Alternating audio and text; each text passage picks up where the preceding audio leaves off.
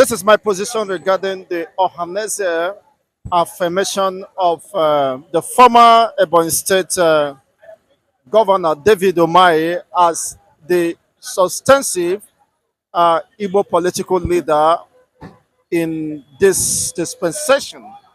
I think such announcement or positions was made in error. It does not reflect the interests or the position of an average Easterner or Igbo man. Dave Umahi cannot in any way be equated to Dim Chukwuemeka or Dimego Juku. And of course, and other prominent Igbo politicians who have distinguished themselves in their fields, of course, of endeavors, and more or less, of course, have protected the interests of an average Igbo man with a passion and vision.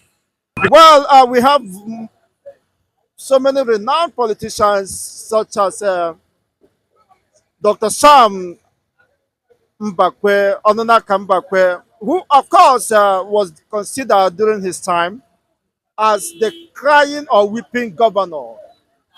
He wept because he had a better plans prospect for his people. He wanted the best for his people. He wanted the best for the Igbos. He is not driven by selfishness. He's not driven by greedy, just like ordinary politicians uh, of the current times. He was moved by the passion to serve his people, and he did whatever is within his reach, even went, of course, overboard to make sure that the interests of an Igbo man is protected while he is alive. So such people is, of course, continue to live in the memory of an average Igbo man, not just those who are just political opportunists, who have taken undue advantage of the masses just to enhance their political pursuits or interests. You cannot consider such caliber of persons to represent the interests of the Igbos. Igbos are Republicans in nature. Before they consider you to be their spokesperson or step in as their leader, you must have been considered worthy of such positions. Igbos can just throw, of course, uh, precious pea to swines or those who don't deserve it. It's quite unfortunate that the Ohanaeze and the Igbo are very myopic in their submissions, in their judgment, and as such, I believe that an average Igbo person will resist such a statement that is not uh, made from an informed position. You are not the spokesperson of an Igbo people. And how will Dave Umahi, who happens to be a serving minister in this dispensation of Tinubu's government, we understand his antecedents. We understood how he opposed the interests of the Igbos, even when the supposed Igbo president would have been mad, how he opposed it for his own political gain or interest, of which he was compensated. He sold the Igbo's interests just to protect his own political interests. You can imagine such person cannot in any way even be contemplated in the first instance to be an Igbo political leader. It is an aberration, it is barbaric, it is unacceptable by any well-meaning Igbo personality or Igbo sons and daughters. We understand his antecedents, we understand what he represents, and as such, we are not in any way in support of whatever position or opinion Ohanaeze may have, of course, heard in this regard. We, the Igbos, are in total disagreement with such. So Ohanezes are on their own or whatever they call themselves. They are not representatives of the people. When the chips are down, of course, the political leaders or opinion leaders of Igbos will emerge. It's not something you just uh, force on anyone or because of possibly there could be some compensations here and there or exchange of Ghana must goes. Igbos are Republicans. When you distinguish yourself for to serve the Igbos, they will know, they will res- reciprocate when the time comes. So it is not within, of course, the authority of the Ohanezes, who unfortunately have lost their voice and control over whatever is happening in the eastern region, especially the Igbo states or Igbo regions. They can't, of course, come now to make such unacceptable and disgusting statement. Where were the Ohanezes who backed that if an Igbo man do not emerge as the president, this heaven will fall? This and that. Where are they? Toothless bulldogs who have compromised and have sold their conscience to the devil. The other day, they said, unless an Igbo man emerges, that heaven will fall. Unless an Igbo man becomes the president of Nigeria, things will fall apart. Where are they today? They are now dining and eating with the devils and those enemies of the supposed Igbo's interests. The fact that Umahi is a minister in Tinubu's cabinet does not in any way position him to be the political leader of the Igbos. That is the truth. He's a minister in APC by virtue of being an APC man, of course, which he is entitled to his own opinion, and nobody stops him from being whatever he or enjoying whatever opportunity he had with this government. But he cannot cross his boundaries because we Igbos understood, of course, where he belongs.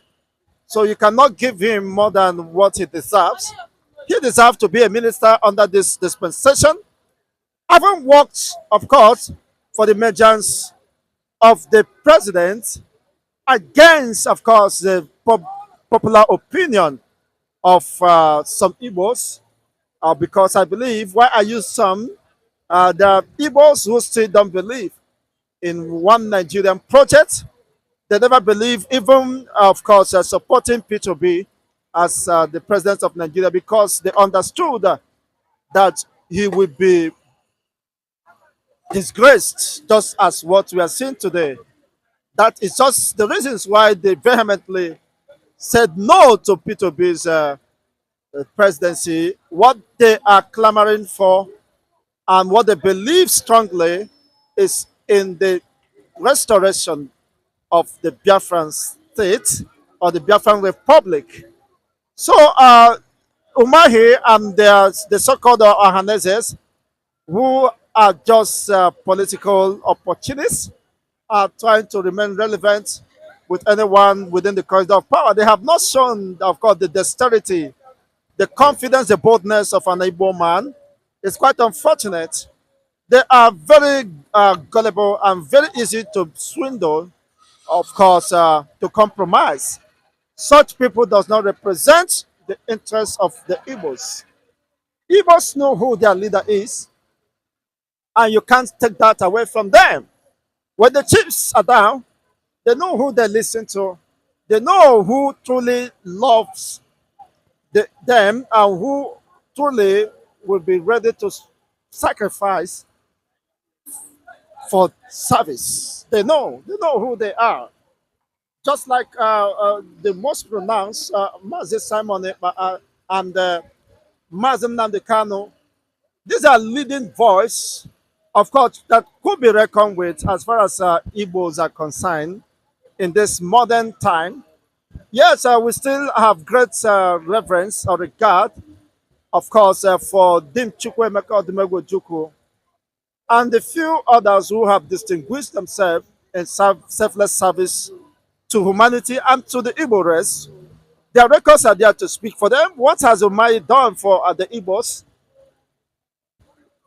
I mean, for him to earn such a position, it is quite unfortunate and we cannot accept it. I know that Igbos will resist vehemently such positions. It is only, of course, whatever be the interest of Ohanaeze, which even Ohanaeze has no voice in Igbo land. They have compromised. They have not lived up to their own words. They told us that unless an Igbo man emerges, heaven will fall. And today, heaven has not fallen. And they are now turning back, of course, to seek for some considerations. Whether Umayu will compensate or, of course, give them some dough uh, for the dinner. Of course, that is quite unfortunate. Going for the porridge just to betray your own persons. If you want to know what the Igbos really need, the Igbos don't need political leaders as it stands now. Igbos need, of course, someone who will truly serve them, who listens to them, who knows what their aspirations, what their heartbeats entails. Somebody who will give them true freedom, true representation, true fulfillment. And that they have discovered in Mazen Nnamdi Kanu and his disciples, faithful disciples, Simon Ekpa. I don't see any other person that could speak and Igbos will listen. If you dare me, come and let us know who that person is. Apart from these two doors, of course, personalities, I have not seen any, of course, in these current times because Igbos felt marginalized, suppressed, oppressed, and have been treated as fourth class citizens, even in the supposed country that should have, of course, recognized their citizenship. But unfortunately, with in practical terms, Igbos are relegated. Igbos are not given the opportunity, of course, to participate in the electioneering process or the art process of governance of this country. Those are realities. And you cannot at this time expect somebody who has been a conspirator, an accomplice to their own plight, to emerge as their leader under what circumstances. It is quite barbaric, it is quite unacceptable, and I believe that will not hold. Igbos know who their leaders are. Let me know what is your comments, of course, or reactions or positions regarding this development via the comment section. Are you in support of the Ohanaeze who unfortunately, erroneously made such a very disturbing and irrelevant, of course, position that Umahi have become the next political leader of the Igbo race? It is quite unacceptable. But let's know what is your support. Are you in support of this or are you against this? Let's know via the comment section. Thank you. I will come back, of course, to give more in-depth analysis based on your positions. Remember, bless. I remain Chigozendi, the host anchor, wishing you the best of the new months as, of course, daily activities resumes from the holidays. Remember, bless. Don't forget to hit the subscription buttons and, of course, give us a thumbs up if you haven't done so. Bye for now until we come your way in the next edition.